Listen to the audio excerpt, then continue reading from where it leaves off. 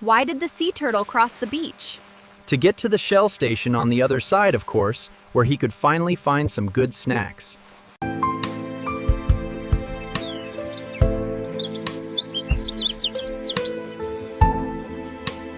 Why do poodles make such good detectives? Because they are always looking for clues and never let a mystery go unsolved when they are on the case.